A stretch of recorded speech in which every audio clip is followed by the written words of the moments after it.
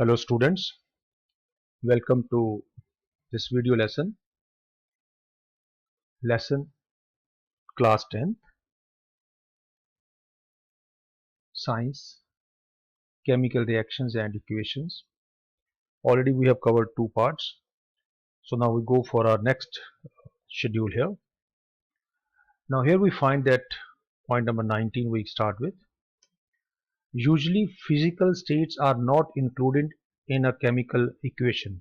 Yesterday we discussed that how we studied few things, but now we have to make this equation more you can say informative. So what we'll do here, that uh, reaction conditions are not known to us. So very simple thing is that in case you want to give the state of the matter or state of that particular reactant or product, just write here.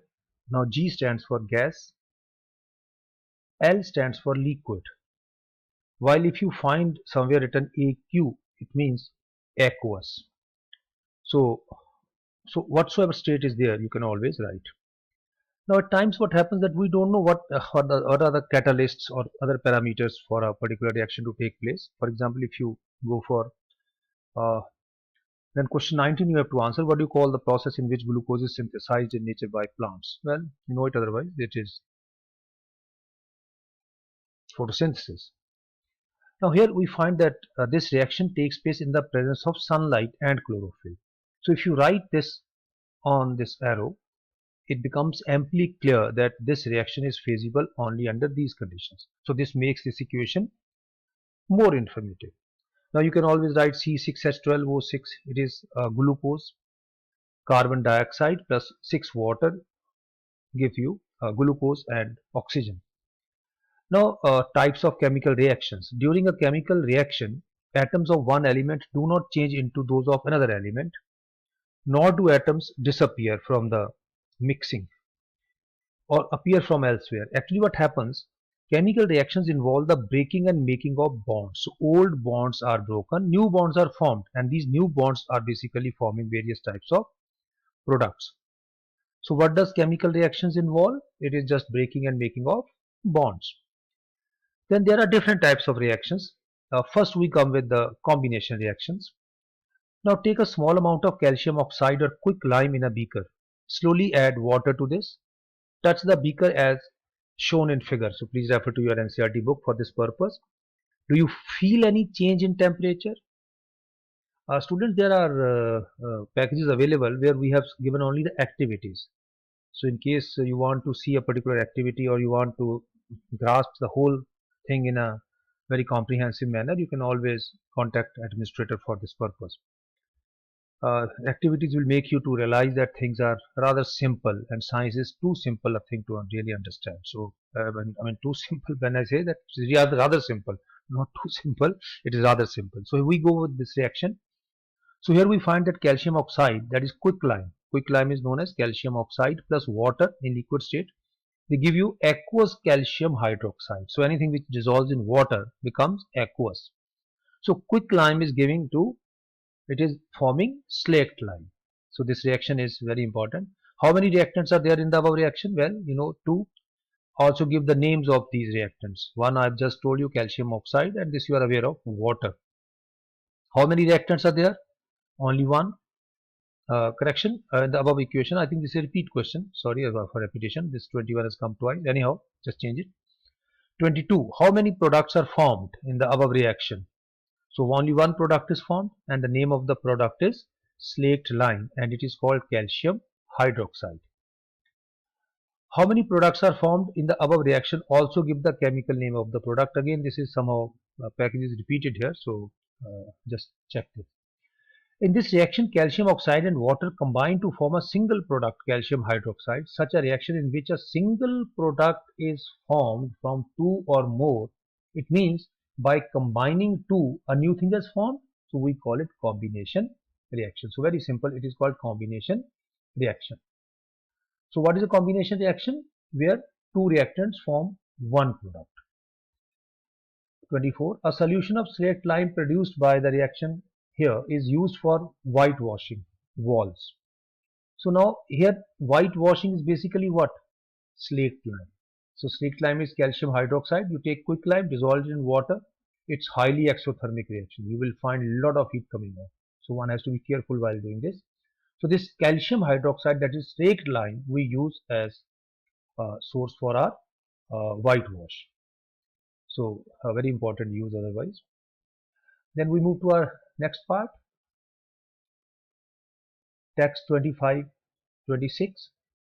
Calcium hydroxide reacts slowly with carbon dioxide in air to form a thin layer of calcium carbonate on the walls.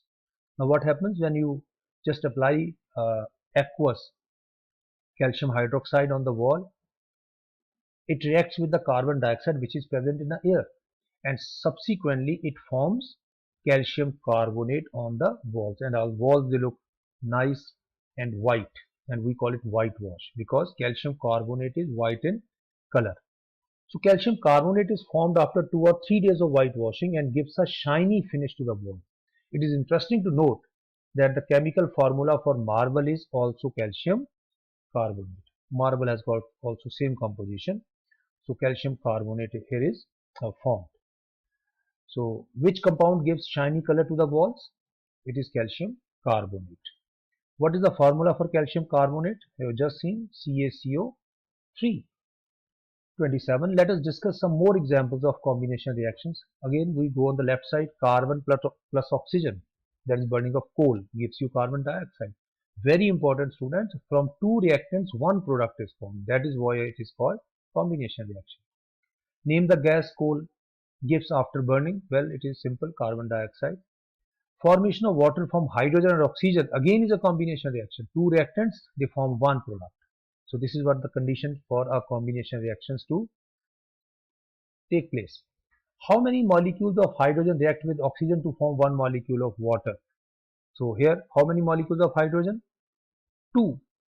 One molecule of oxygen gives two molecules of water. Simple answer.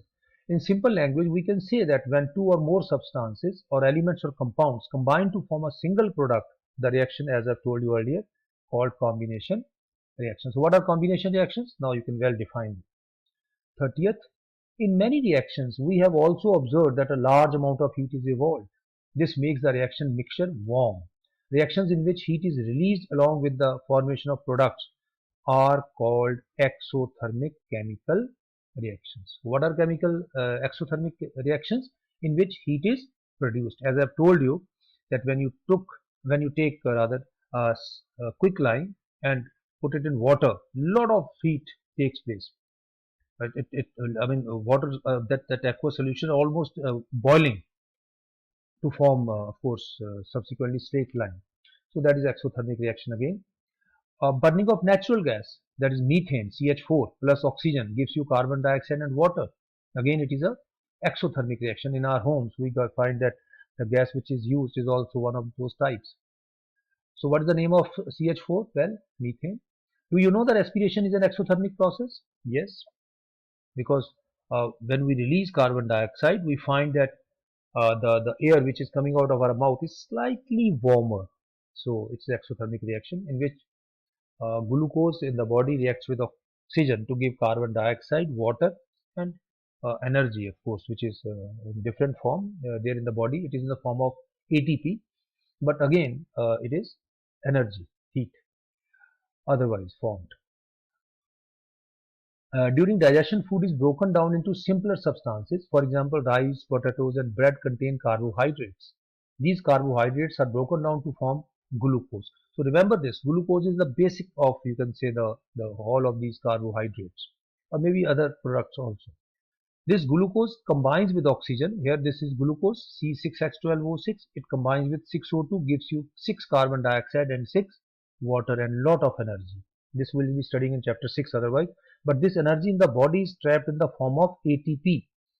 Adenosine triphosphate molecule is generated when, in fact, in this type of respiration, as many as with one glucose molecule, 38 molecules of ATP are generated. So calculate the molecular mass of glucose. Well, students, this we have already done. C6H12O6. So here we put 12 is the mass number of carbon. So 6 12s are 72. Then hydrogen is 1, so 12 ones are 12. O is 6 and 1 O is 16. So 16 6 are 96. So just add it and you will find the molecular mass of glucose. But do it very carefully. Important question. 34. Third, the decomposition of vegetable matter into compost is also an example of an exothermic reaction. In the reaction taking place in activity 1.1, heat is given out along with the formation of a single product. State whether the reaction mentioned above is exothermic or endothermic. Also give reason. Now uh, heat is given out, so it has to be exothermic reaction. Then we move to second type of reactions which are called decomposition reactions. Earlier it was combination reactions, now we come to decomposition reactions. Now what are decomposition reactions? See this activity. Take about 2 grams of ferrous sulfate crystals in a dry boiling tube. Note the color of the ferrous sulfate crystals, which is green. So remember, ferrous sulfate is green in color. Heat the boiling tube over the flame of a burner or spirit lamp. Observe the color of the crystals after heating. What we find, the color first changes to white because when we take ferrous sulfate always have water of hydration. So these molecules, that is water of hydration, is you can say is warmed out. So then ferrous sulfate becomes anhydrous, and anhydrous ferrous sulfate is uh, white in color. But later on it changes to brown because this ferrous sulfate combines to form ferric oxide. So here color becomes then brown. So what is the color of ferrous sulfate crystals? Well, we have just discussed. What is the color of ferrous sulfate crystals after heating and why it changes to brown? So all the answers are very well nicely given. So you have to do it very carefully. What is the chemical formula of ferrous sulfate? Now students, ferrous sulfate is FeSO4. Ferrous. Remember, iron has got two types of ions, ferrous and ferric. Fe2 positive, ferrous, Fe3 positive, ferric. So here Fe2 positive and sulfate SO4 2 negative. So these two negatives, they are balanced out. So it becomes ferrous sulfate. How much is the valency of iron in ferrous sulfate? As I've just discussed, 2 positive. What is the formula of ferric oxide? Now here it is ferric, and ferric means 3.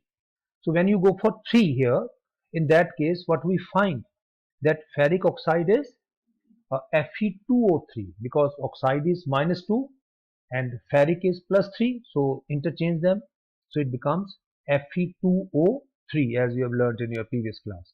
How much is the valency of iron in ferric ions? Very simple, it is 3. So with this we finish this video. You can nicely note it down and subsequently do the needful. All the best then, bye.